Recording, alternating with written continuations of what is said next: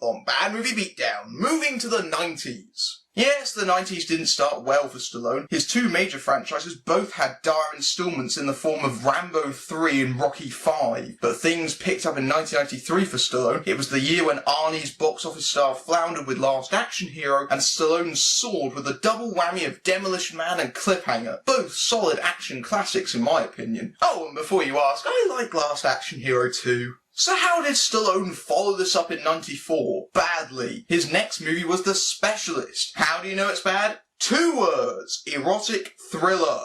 Name any movie in this genre besides Basic Instinct that was any good. I'm surprised they haven't been featured on this show already because they're a goldmine of stupidity. And yes, this implies that people wanted to see Stallone naked. I don't know what people were smoking in 1994, but it was some bad crack.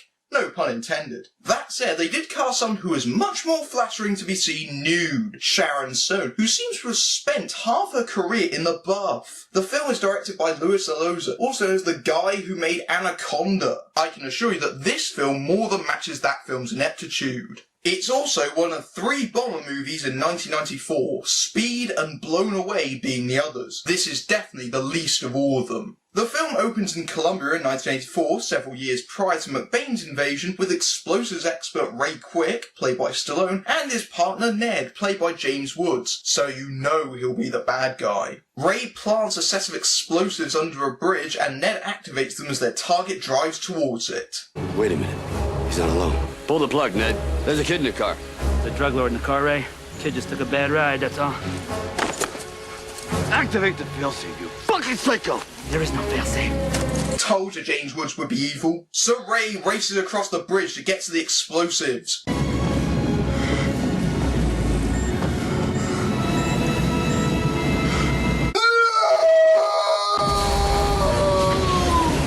Ray dives out of the way, but Ned waits for him at the bottom. You like watching them die? You like taking them down?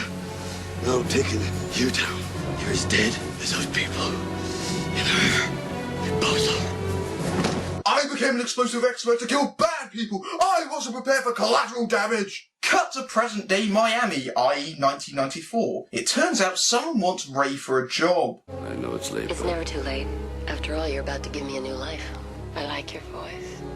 Yeah, but you don't need an explosive contractor for a job like this. Yes, I do.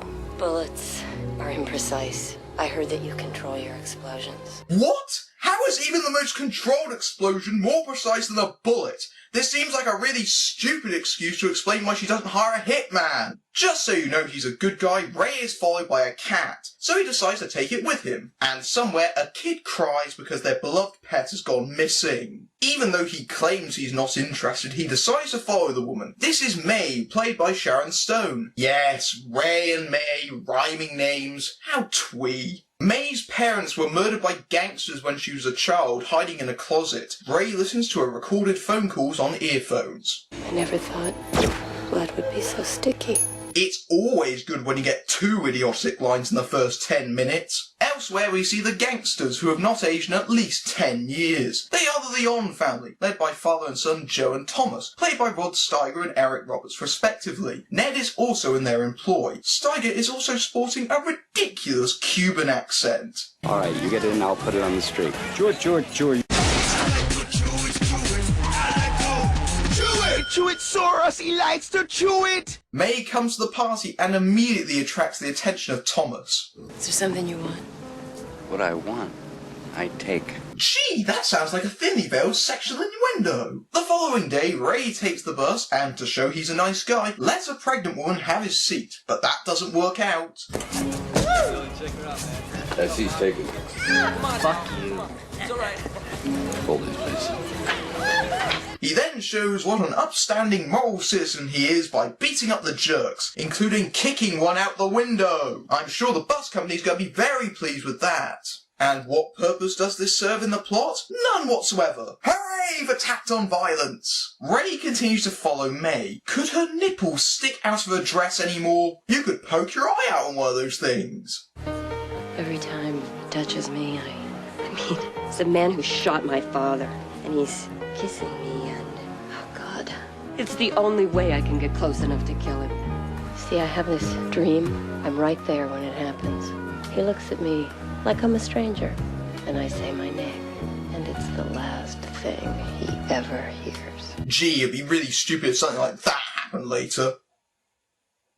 Oh shit. Thomas takes May home and the first thing she does is strip off. This is to show that the character feels dirty about what she's doing. It's also a shameless excuse for Stone to show off her tits to increase the erotic tension as Ray calls to accept her job. Ray goes to take out his first target, Charlie. As Charlie talks to a brothel manager, Ray plants an explosive on the door, in front of a crowded bar no less. Oh, he's very discreet. Charlie shoots the brothel manager in the head, proving that bullets are indeed very precise. But as Charlie opens the door, the bomb detonates, the tiny bomb blowing him across the room. What part of that would you call precise? Joe puts Ned in charge of dealing with the bomber. Elsewhere, Ray takes residence in a disused factory. What is he, a Bond villain? Ray listens to May's calls as he does some very physical exercise, intercut with her lounging around in skimpy clothing. It's gotten so I can feel you. When are you gonna do it? Soon. Very soon. Subtle. The police have ties with the mob, so Ned is assisting them in the investigation. Everybody loves James Woods, so I'm going to show you his best scene in the movie, where he makes a pen bomb and threatens to blow up the police station. I mean, look at this shit here. What is this? This is, shouldn't this be in the lockup? Maybe if I put this in here. What else do we have here? A plunger detonator, am I right? And that's a little mini receiver. Here we go. Perfect fit. And one little twist, a perfect receiver bomb. 20 seconds, and we're hot. 6, 5, 4. Please! In any other hands, this would have been stupid, but James Woods makes it stunningly awesome. I salute you, sir! Ray goes for target number 2, an accountant who we've barely seen before this scene. He's paranoid about being bombed, and he has every right to be.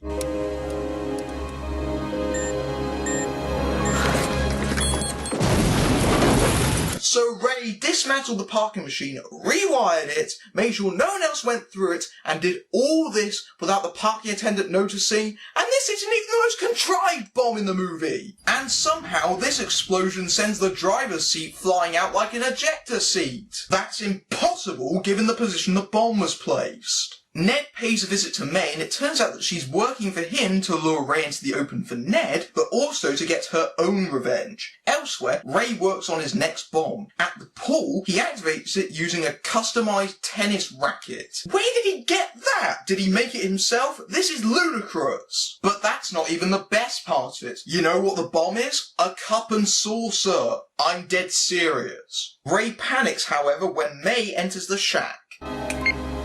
May Monroe.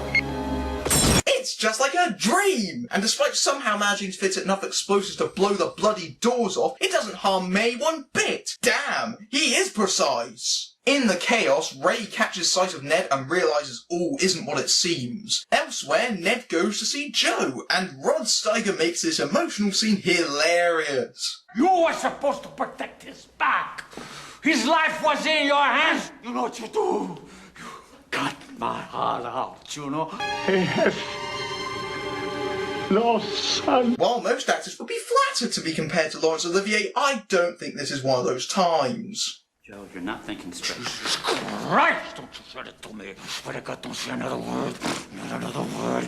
I'll kill you here. You understand? Wow, that's the best impression of a growling dog I've ever seen. Ned is ordered to find Ray, which he does by posting a lonesome message like May did on the primitive early internet. But Ray figures it out quickly.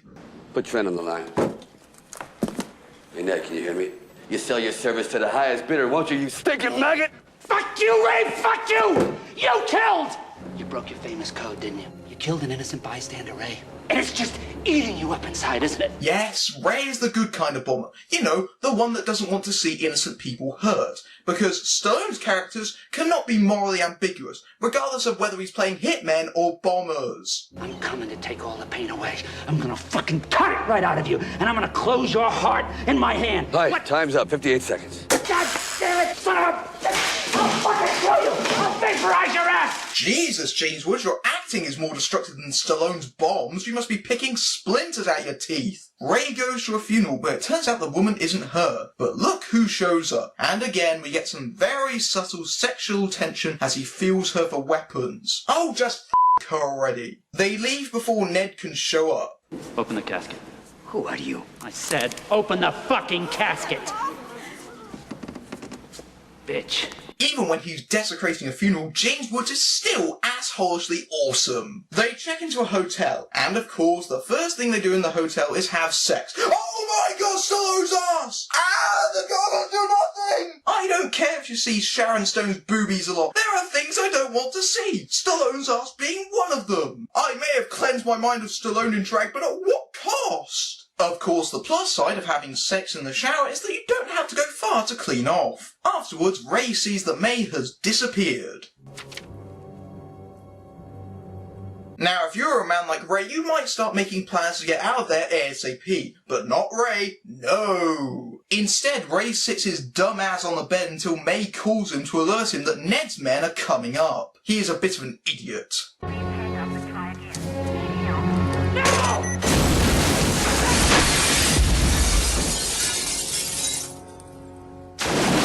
So in the time it takes to go 12 floors in a lift, Ray somehow managed to get dressed and prepare this incredibly elaborate bomb, rewiring a telephone into a detonator. But wait, it gets better! Don't move! Don't touch anything!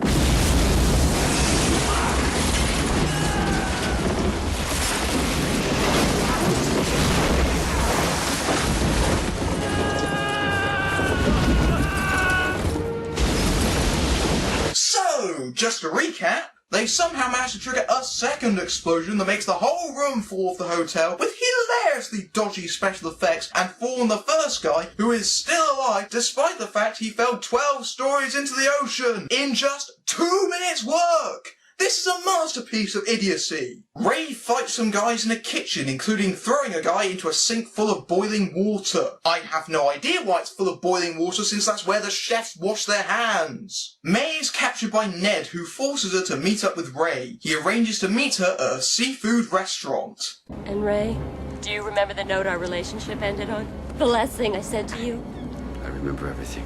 Apparently he doesn't because he has to flick the note out to remind himself, or the audience members who are too stupid to remember 5 minutes ago. Ned takes May to the meeting point when...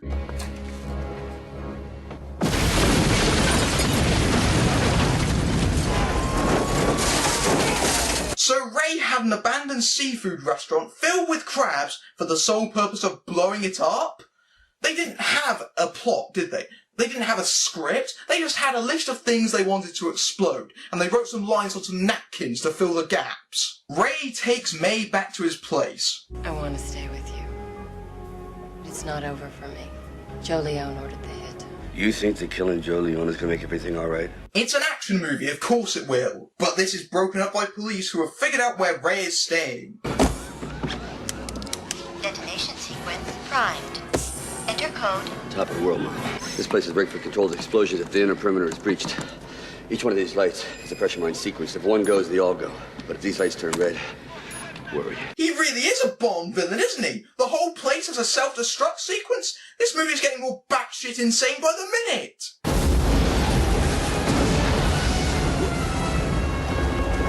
That's a good one. I taught him that. Oh, so you taught him how to make a truck explode out of thin air? So after some more implausible theatrics, Ned bursts in.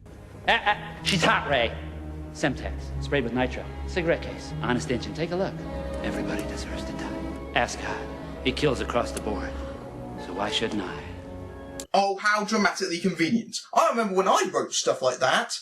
When I was 10. Also, given how the whole floor is full of bombs, it is amazingly lucky how Ned hasn't tripped one yet. Of course, that changes and Ned gets blown around the building. Bye, James Woods! You were the only thing that saved this movie from being irredeemably terrible. Ray takes care of the bomb and they race out before the whole place explodes. And yes, the cat lives. Remember, Sly always gets a lot of pussy. It's believed that Ray and May perished in that explosion, but the film saves its most idiotic moment for last. A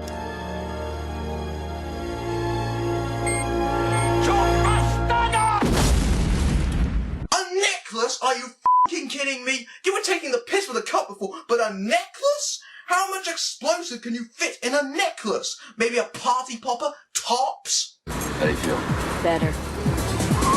So remember kids, revenge is the answer. And with that, the pair ride away, thank Christ. This has to be one of the most idiotic movies I've ever seen. Stallone and Stone don't have enough chemistry together. Stallone doesn't work as an erotic lead. There's not enough sex for those coming for that, and there's not enough action for those coming for that. There's plenty of explosions, but because they're meant to be limited, they don't look very impressive. The explosions in the lower budget Livewire look far more impressive. The script is a mess and filled with holes. Did the filmmakers think their audience are morons? The only saving grace in the movie is James Woods completely chewing up the scenery. You want to see Sharon Stone naked? Go rent Basic Instinct. If you want to see Stallone naked, God help you, then go rent The Italian Stallion, aka Party at Kitty and Studs. You can even see his penis in that one. Although why I know that, I don't really know. I guess I am the film brain, I suppose. I'm Matthew Buck, beating down bad Stallone movies everywhere.